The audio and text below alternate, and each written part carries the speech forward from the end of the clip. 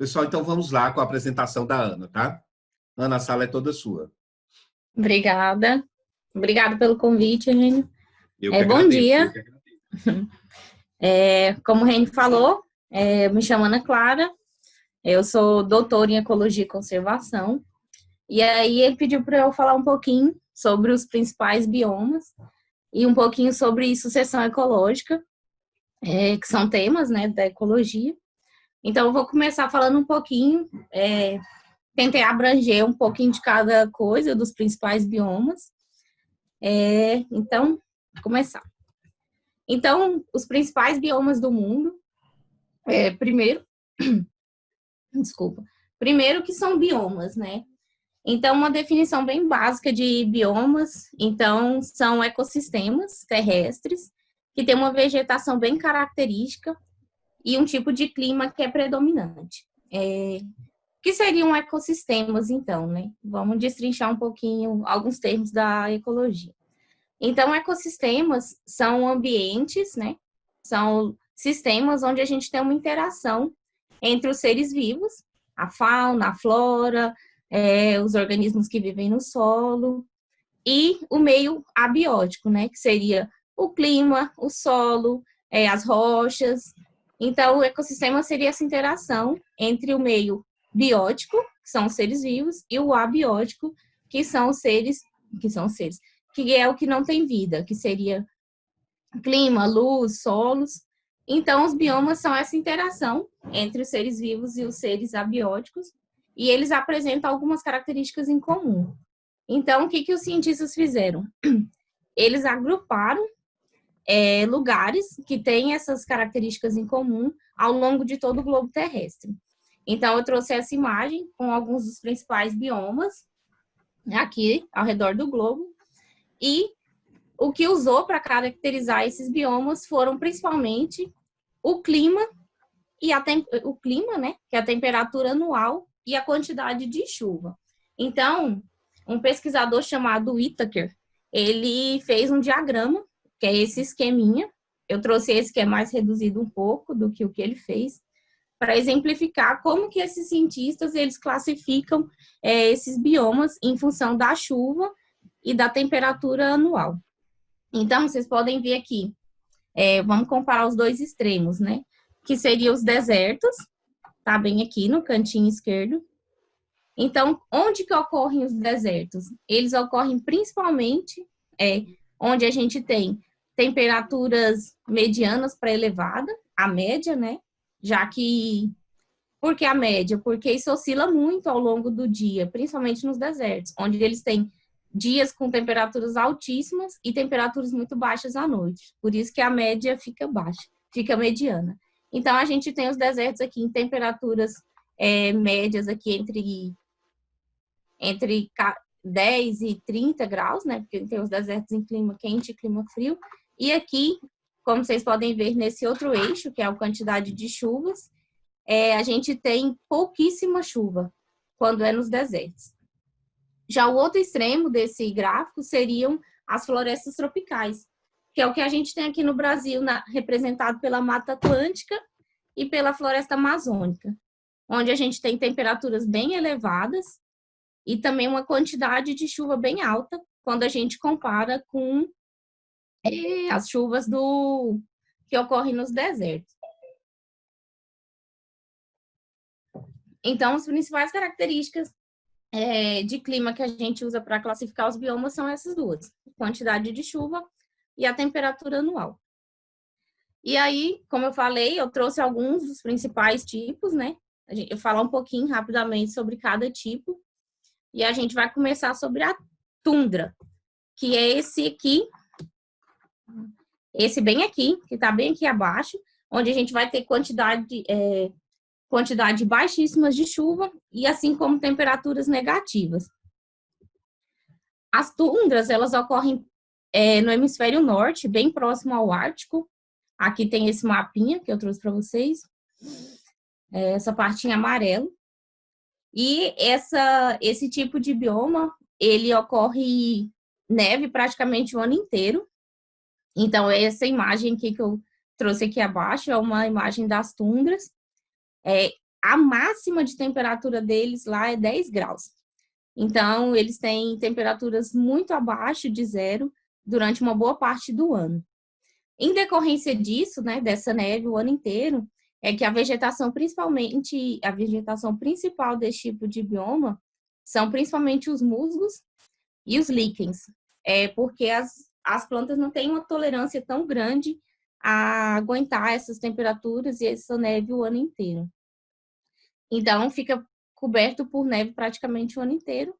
E os principais animais, né, que vivem lá são os alces, as renas e esses lêmmingues, que são bem característicos da tundra.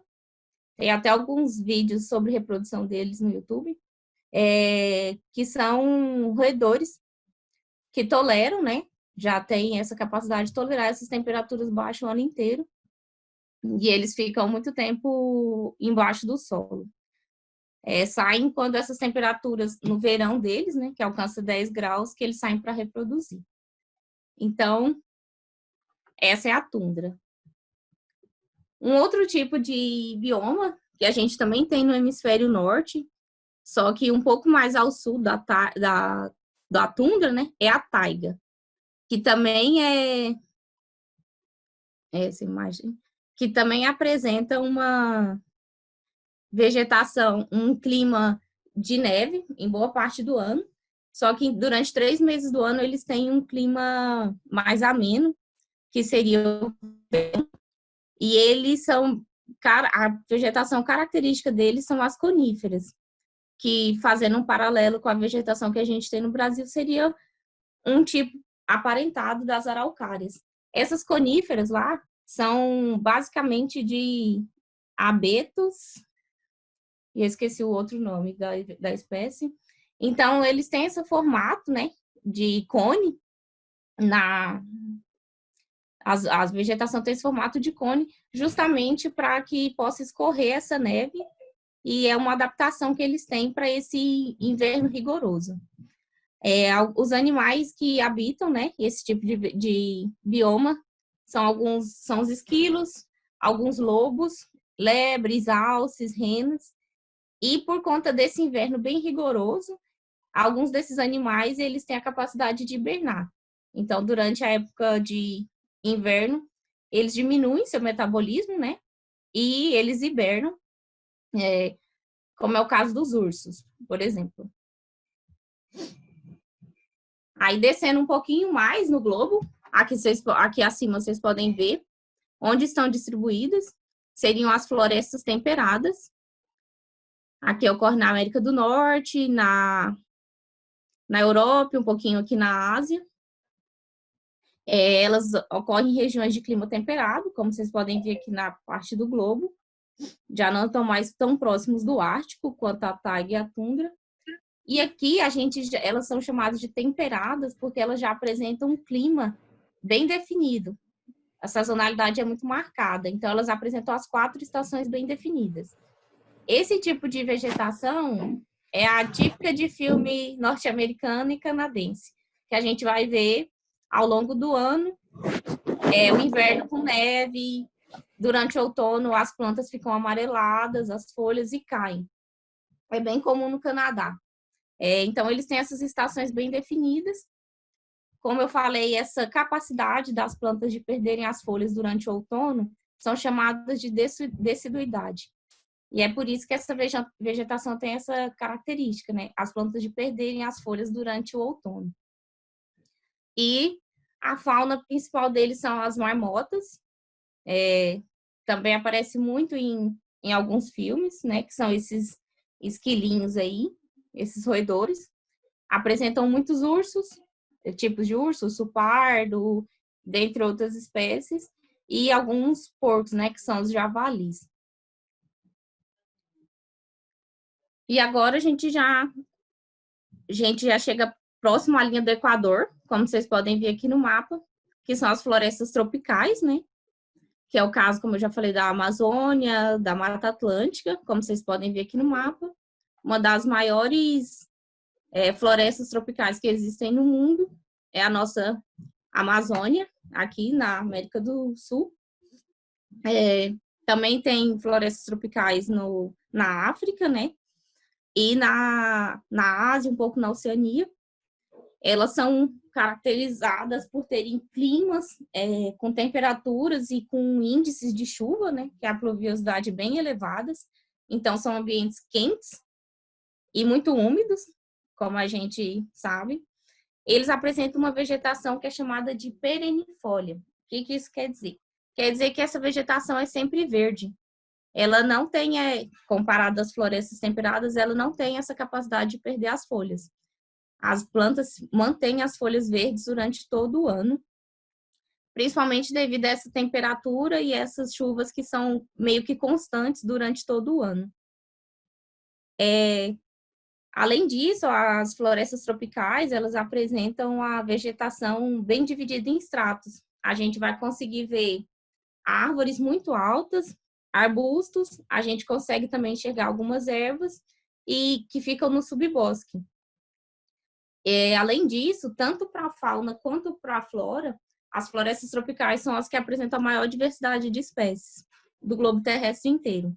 Então, a gente poderia citar aqui várias espécies de animais, né, que a gente pode ver nas florestas, diversas espécies de macaco, de aves, muitos anfíbios, onças, várias as espécies de onças, de felinos, né, no geral. Então, são os lugares que representam a maior diversidade de espécies do globo, estão nessas florestas. Um outro tipo de bioma, que é bem característico, né? A gente bate o olho, a gente sabe, reconhece, são as savanas. No Brasil, as savanas, elas são representadas pelo cerrado, como vocês podem ver aí no mapinha, na área da América do Sul, em amarelo aqui, na região do Brasil é o cerrado. É um pouco diferente, né, das savanas que a gente vê na África, mas também é considerada savana. Por quê? Ela apresenta 2 estações do ano muito definidas. A gente que mora aqui, né, no Cerrado, a gente consegue perceber isso, que a gente tem uma estação seca e uma estação chuvosa muito definida, com temperaturas altas quase o ano inteiro. Então, e a vegetação também dessas savanas é bem característica, com muita graminha e com algumas árvores e arbustos bem espaçados. E elas ocorrem em quase todos os continentes, né? A gente vai ter savanas na África, na Ásia, na Austrália e aqui nas Américas. Aqui nas Américas, além do cerrado, a gente também tem na Venezuela, são os lianos venezuelanos, que também são representantes de savanas, e elas são representadas também por com a fauna, né? Girafas, leões, elefantes. Aqui no Cerrado a gente tem os tamanduás, lobo-guará. Então, a fauna vai variar um pouquinho de acordo com cada continente que apresenta as savanas, né? E a gente tem agora um outro tipo de bioma, que são as pradarias e os estepes, que são os campos. No Brasil, a gente tem esse bioma representado pelos pampas, né, na região sul, e eles ocorrem em várias partes do globo, como eu falei, na América do Sul, no Norte, na América do Norte, essas áreas em amarelo aqui, no mapa, no globo, e também apresentam uma estação bem definida, só que com temperaturas bem mais baixas, né? Que é no caso por exemplo, no sul. E aqui eles têm principalmente gramíneas, com poucos arbustos ao longo da ocorrência desse bioma. E aqui a gente, como fauna predominante, a gente tem os bisões, que são esses que estão na foto, as marmotas e alguns outros tipos de animais que vivem nesses biomas. E por último, um bioma que é bem fácil da gente identificar quando vê uma imagem são os desertos. Os principais e maiores ocorrem na África, que é o Saara, e na Ásia, que é o deserto de Gobi. Aqui na América do Sul a gente tem o deserto do Atacama. O clima lá é com chuvas raríssimas, né? Então, é um ambiente de clima bem seco. Só que a temperatura oscila muito ao longo do dia nesses biomas, com temperaturas altíssimas durante o dia e temperaturas bem baixas durante a noite. Como vegetação característica, eles têm uma vegetação bem escassa, com um predomínio principalmente de alguns arbustos, algumas ervas, e em alguns desses desertos tem a ocorrência de palmeiras, só que são espécies já extremamente adaptadas a essa ausência de água, então elas têm estruturas para conseguir sobreviver nesses ambientes. E quanto à fauna, eles apresentam diversas espécies de roedores, de serpentes, lagartos, insetos, assim como esses animais que eu trouxe aqui abaixo, que são os dromedários, né? Dromedários, camelos, o chacal, que é um tipo de canídeo. E como características, como eu falei, as chuvas são bem raras e elas recebem menos de 250 milímetros de chuva por ano. Isso é bem baixo quando comparado aos outros biomas. E sobre os biomas, basicamente eu tinha isso. Eu tentei fazer um resumão sobre todos os principais e o que leva a considerar o que é um bioma. Alguma coisa, René ou Jefferson?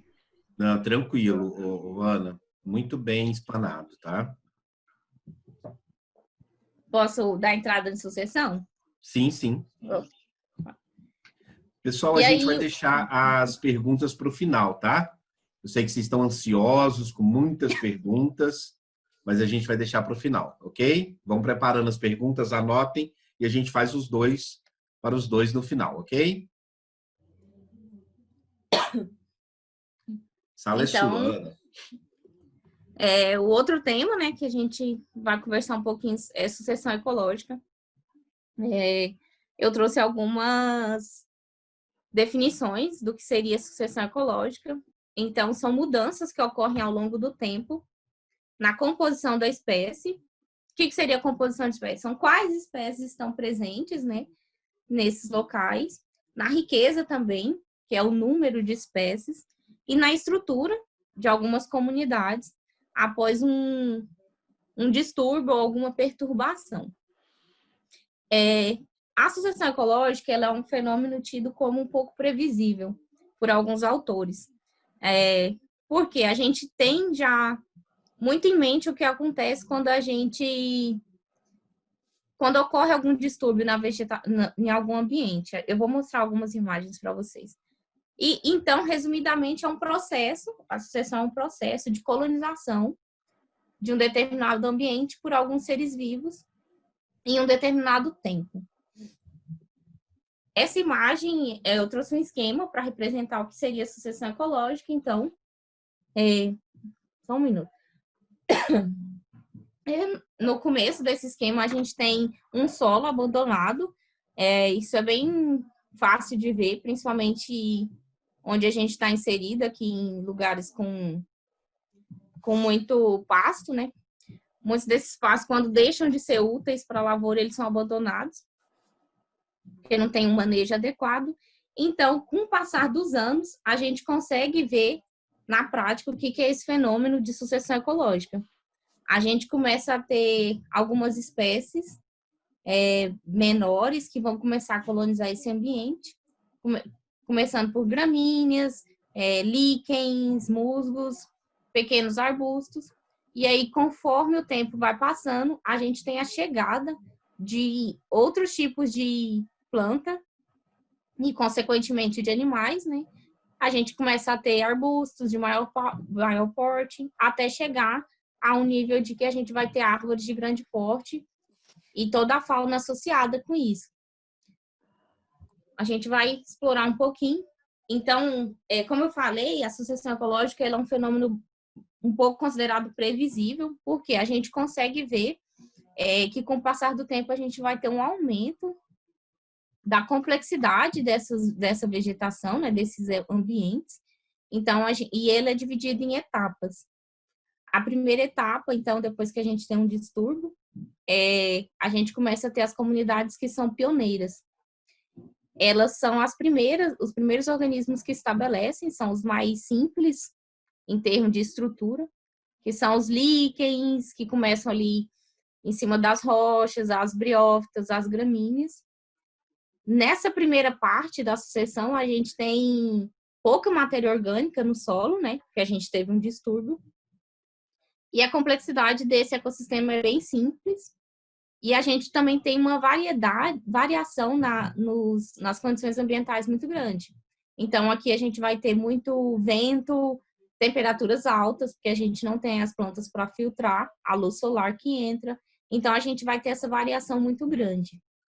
Conforme o tempo vai passando e outras espécies vão chegando nesse ambiente, a gente vai ter a parte intermediária, que é essa aqui do meio, onde a gente já vai ter o estabelecimento de outros organismos, né? Animais que são importantes para a dispersão, os insetos que são importantes. A gente começa a ter cupins no solo que favorecem o aumento da matéria orgânica. Então, a gente já tem um aumento da complexibilidade desse ecossistema com a presença de ervas, arbustos e algumas árvores de pequeno porte. E ao longo desse tempo, a gente chega no que os cientistas chamam de clímax, que é onde a comunidade, né, esse ecossistema já se estabeleceu num nível de equilíbrio, e a gente já vai ter árvores adultas, a gente já tem uma quantidade bem maior de matéria orgânica no solo, devido à atividade dos seres vivos mesmo, como eu falei, cupins, da própria raiz das plantas. A gente já tem um ecossistema bem mais complexo, e a gente já tem uma diminuição dessa variação das condições ambientais.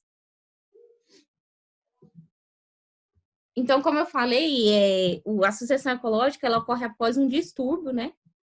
Ou alguma perturbação do ambiente. Esses distúrbios são qualquer evento ao longo do tempo que provoca mudanças nessas comunidades, tanto biótica, né, quanto no meio físico. E esses distúrbios eles podem ser variar de intensidade. Eu trouxe alguns exemplos. Então, pode ser como a formação de um lago, formação de novas dunas de areias, desmatamento em uma floresta. Então, dependendo desse tipo de distúrbio, da intensidade desse distúrbio, a gente vai ter ou a sucessão primária ou a sucessão secundária. Na sucessão primária, a gente tem um distúrbio com uma intensidade muito grande e a gente tem um ambiente que vai ser recém-formado, ele não é habitado por espécie nenhuma. Aqui seria o caso de uma rocha exposta, atividade vulcânica. A gente tem até um exemplo bem clássico, que é a ilha de Krakatoa, né? Que sofreu com atividade vulcânica, então extinguiu tudo que existia na ilha. Ô, Tudo Ana, de ver. Oi. essa ilha é a que recentemente teve outra erupção, agora início do Teve. ano. Aham. O pessoal viu o Já. jornal aí, eles vão saber. Sim. Então, eles usaram como principal exemplo de sucessão primária essa ilha. Agora eu não me lembro o ano. Então, acabou todo tipo de vida que tinha nela. E aí, os cientistas começaram a monitorar isso. E eles começaram a ver que, com pouco tempo, eles já tinham algumas espécies de líquens e musgos, né? Que são os primeiros, os pioneiros. Que é esse exemplo que eu trouxe aqui nessa rocha exposta. E conforme o tempo foi passando, teve um aumento de número de espécies nessa ilha. E eles começaram a perceber que, ao longo do tempo, essa complexidade foi aumentando. Então, algumas características da sucessão primária, no caso das ilhas vulcânicas, por exemplo, tem essa extinção total de vida. E aí eles começam a perceber que vão chegando, as espécies vão começando a brotar e que essas sementes, né, os propágulos, eles vêm pelo vento, pela água, até chegar na ilha e começar a se estabelecer. Esse primeiro exemplo aqui que está à esquerda também é de sucessão primária em lava vulcânica. Esses dois exemplos também, primeiros, também são em lavas vulcânicas.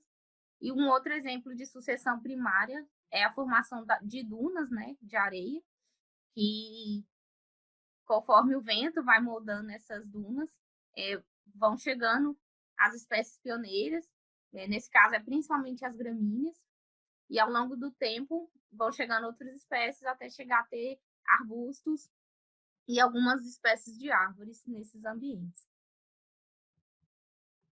Já na sucessão secundária, a gente já tem um ambiente que é habitado e ocorre um distúrbio de uma intensidade menor.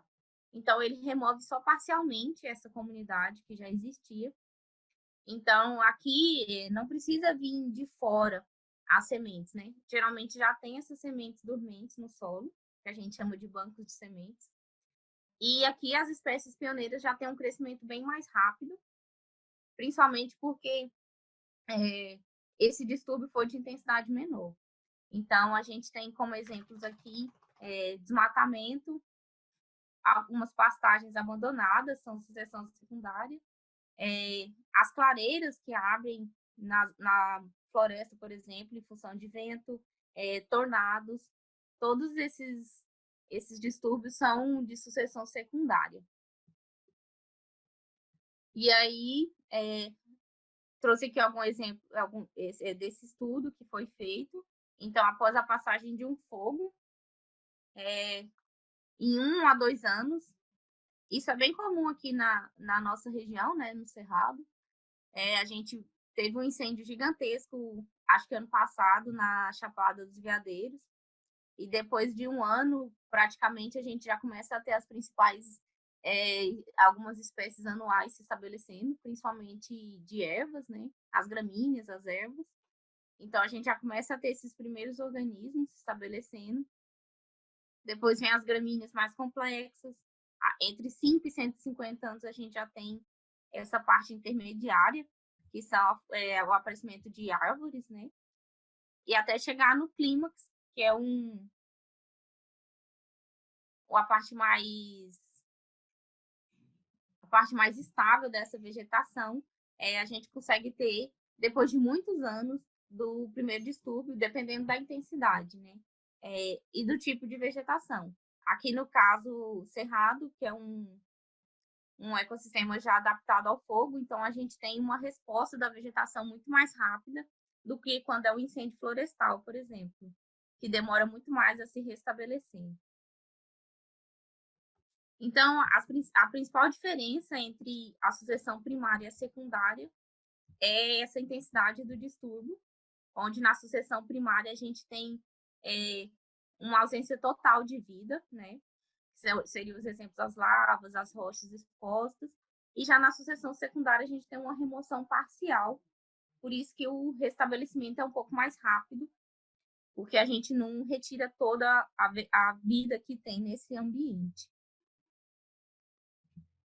Era isso que eu tinha preparado para esses 2 temas. Jefferson. Eu não estou ouvindo. A gente que agradece, Ana. Muitíssimo obrigado. E a gente vai passar para o Jefferson, né? Sim. O pessoal está um pouquinho corrido, né, devido ao nosso tempo, né? Vocês sabem que a gente só tem 1 horinha e infelizmente, eu tenho aula com os primeiros anos daqui a pouco. Mas vai dar tranquilo o tempo, tá? Podem ficar calmos. E os informes gerais depois eu passo na nossa aula à tarde. Pegando o gancho da Ana, então, galera, bom dia primeiro, né? Desculpa aí. Pegando o gancho da Ana, a sucessão ecológica ela não vai acontecer sozinha. Ela acontece com a ação de uma série de fatores, principalmente os animais. Daí onde a gente tem, por exemplo, o processo de cadeia alimentar. Porque a planta, ela está lá, mas ela precisa de quê? De um polinizador. E o polinizador, por exemplo, vai ser quem? Vai ser o bicho que vai lá alimentar da flor. Ela precisa de um dispersor de semente, que é quem? Quem vai lá comer a fruta, vai andar e vai cagar lá na frente e vai fazer o quê? Isso é dispersar a semente. Falando bem direto, é isso. Chulo. Não, é isso mesmo. Para não ter dúvida do que é. Eles sabem que eu não falaria diferente. Daí eu vou compartilhar aqui com vocês a tela. Tá vendo aí de boa? Sim, tranquilo. Tá. Então, o que a gente tem quando fala de cadeia é isso aí. A coruja come a cobra come o rato e o rato vai comer o milho. Mas por que a setinha está ao contrário? Porque a gente está analisando o fluxo de energia. Então, o milho fornece energia para o rato fornece energia para a cobra e a cobra fornece energia para a coruja. Só que se a gente for analisar no meio natural, não é assim. Não é assim que as coisas funcionam. Então, por exemplo, aí, dá uma olhadinha nessa setinha aí. Ela está mostrando o quê? Está mostrando a ordem de predação e não mostrando fluxo de energia. Então tem que tomar cuidado com isso daí também. Tem que estar atento. Então a onça ela come a paca e a paca vai se alimentar de frutos. Daí eu pergunto para vocês o seguinte: onça come só paca? A galera que está acordada aí, quiser participar. Não, Não. qualquer tipo Não, de não. mamífero e também alguns répteis, tipo jacaré. Só isso? Bom, pelo que eu sei. E paca, O come o Alckmin quê? vive literalmente, né? Na Pra fazenda, comer. né? Então você sabe, literalmente no Pantanal tem essas aí, né, Alckmin? Pela onde eu vivo, pelo menos esses daí eu sei que tem. E paca vai comer o quê? Fica nas frutas? Exatamente. Que fruta é essa? Tem vários tipos de Essa frutas aí que tá na silvestres, tela. também milho. Essa aí que tá na tela é o quê? Bauru. Isso aí, baru. E esses 4 que estão aí é o quê? Predador. Sicuri, onça, jacaré e onça vermelha. Onça Eles parda. se alimentam de quê? Carne? Eles se alimentam Todos geralmente eles- das primárias, né? Ou A sei que gente mais. tem um termo que usa que chama predador topo de cadeia. Vocês vão entender logo em porquê e por que isso é tão importante. A gente tem aí um peixe e uma siriema. O peixe e a siriema. Vocês estão com um caderno na mão? Sim, eles sabem que precisa anotar, né, pessoal? Só os Sim. prints, prof. Ah, esqueci que vocês são tecnológicos.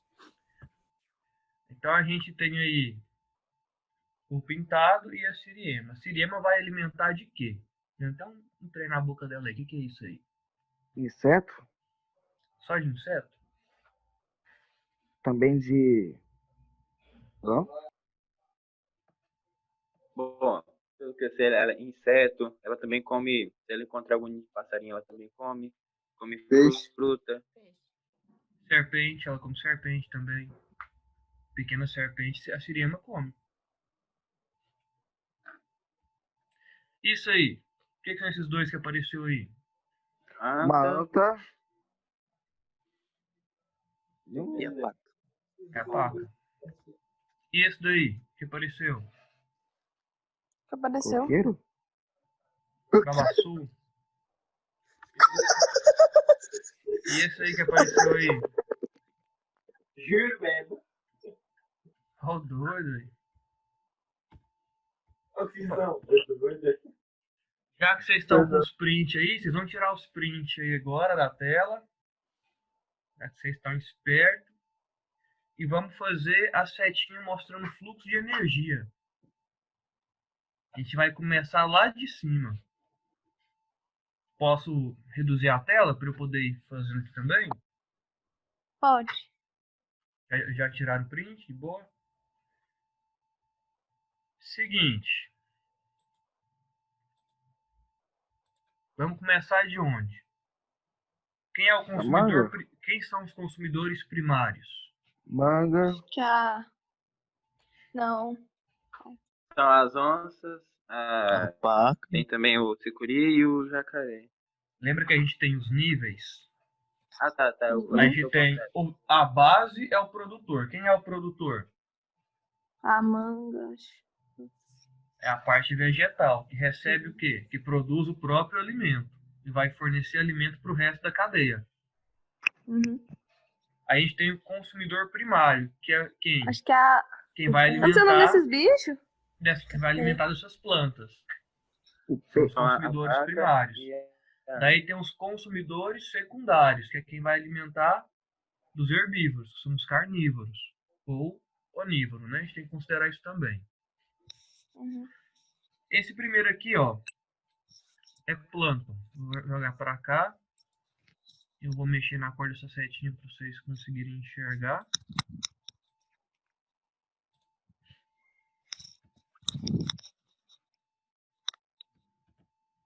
Beleza.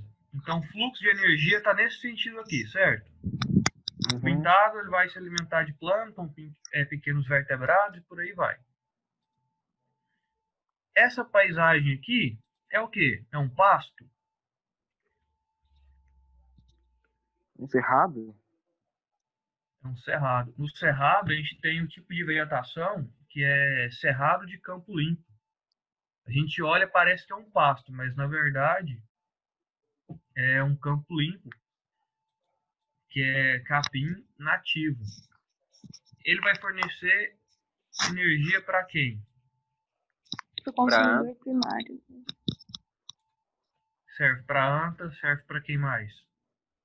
Pra vaca também. Para quem mais? E pra siriema. E para siriema. E a mangaba?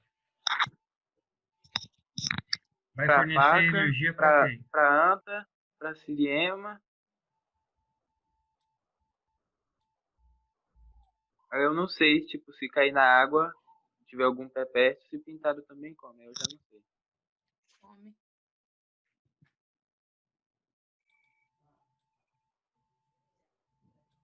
Tá uma bagunça, certo?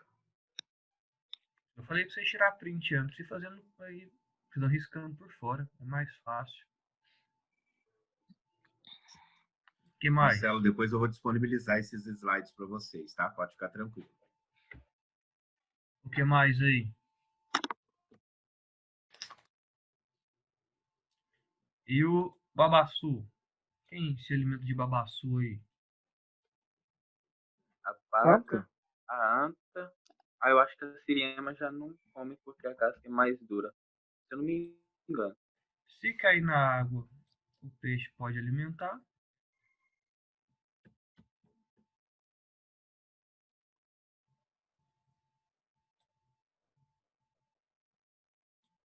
Quem mais que vai comer, que vocês falaram aí?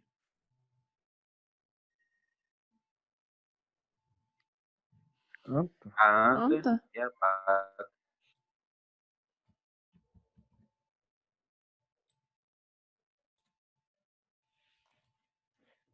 Então aí, quem são nossos consumidores primários dessa imagem aí? A anta.